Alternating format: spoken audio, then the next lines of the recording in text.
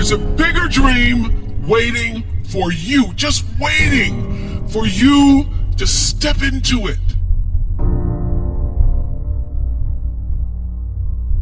Everything you try to do is already done. So when I figured that out, what I'm putting out is what's coming back.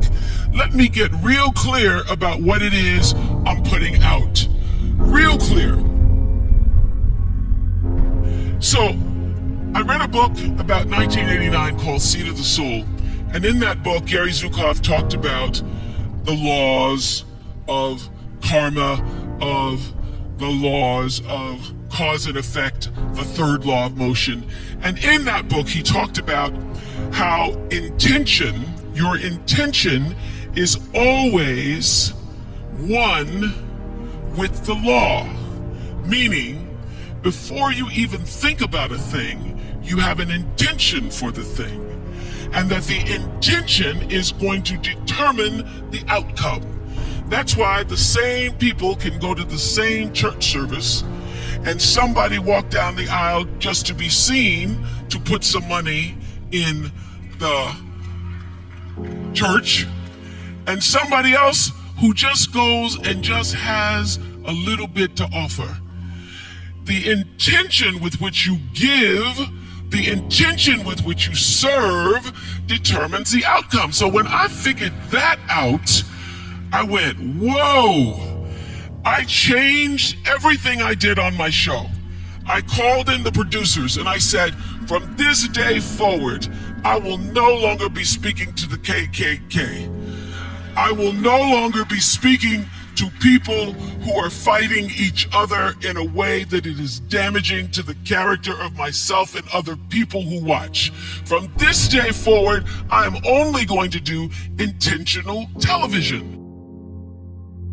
So it is my intention to fulfill the dream of the Creator. It is my intention to live to the highest calling and be pressed to the mark of the highest calling that I have come to do. And when you can ask the Creator, ask that which made you you, what is your dream for me? I guarantee you, instead of you trying to define the dream, what is your dream for me? If you're able to lean into the dream that the universe and all the forces of light and love and power and grace by all the names that we call God has for you, nobody can touch you. Every single day, I would have a pre-show meeting and have the producers come in and state to me, what is your intention? How do we want to use whoever is on this show, whatever is happening on this show, to serve the audience in a way that fulfills the mission of uplifting, enlightening, encouraging, as well as entertaining. And if it doesn't do that, then I can't do it. There's a bigger dream waiting for you, just waiting for you to step into it. To step into it. Your life is big. Your life is huge. And we spend so much time wanting to be in somebody else's life. And you don't get honored, you don't get revered, you don't get celebrating wanting what somebody else has, because that which created you, divine intelligence that dreamed you from before your ancestors ever knew they would become your ancestors, that which dreamed the seed of you, wants you to know how special, how wondrous, how mysterious, how complex, how glorious, how phenomenal you are. And you get no credit messing in somebody else's territory or trying to have power over something you have no control. Another one of my favorite teachings is The Wizard of Oz. When the Wicked Witch of the West says, go away from here because you don't have any power here, you have no power in any territory other than your own. Oh, but you are the master of that. You get to be the master of your own fate.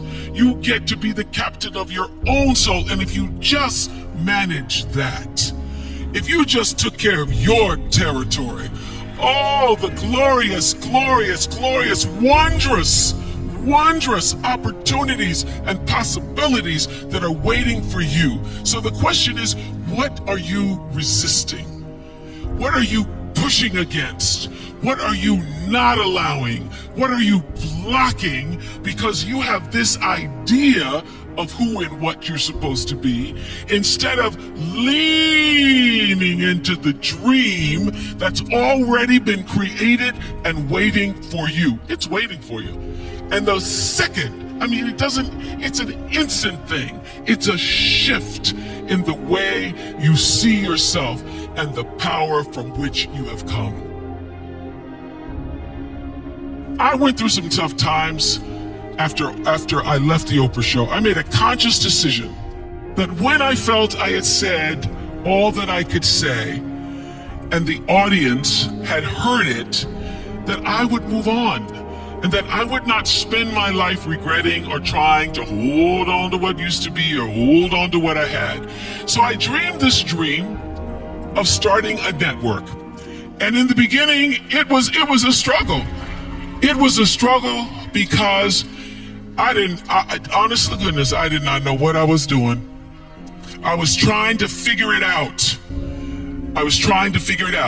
I thought that the Oprah show audience would follow us to OWN, and then I realized y'all didn't have cable.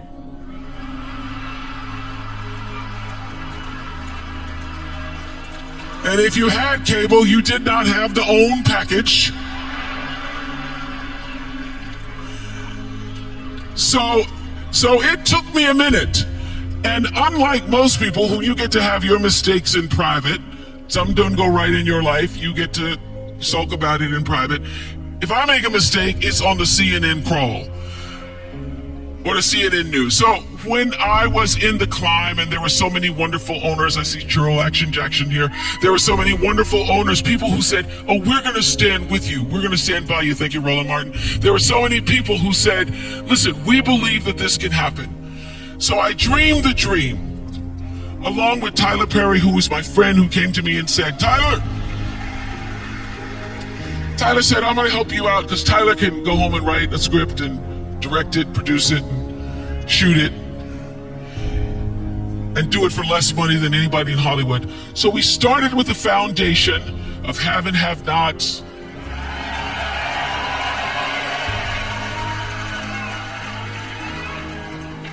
If loving you is wrong, love thy neighbor, Mama Hattie. And then I started to dream another dream about scripted television, because in the beginning I was told you couldn't do it. You couldn't do it, didn't have enough money to do it. And I dreamed the dream. I read Proverbs 11:28 that says, those who trust in their riches will fall, but the righteous will rise and thrive like a green leaf.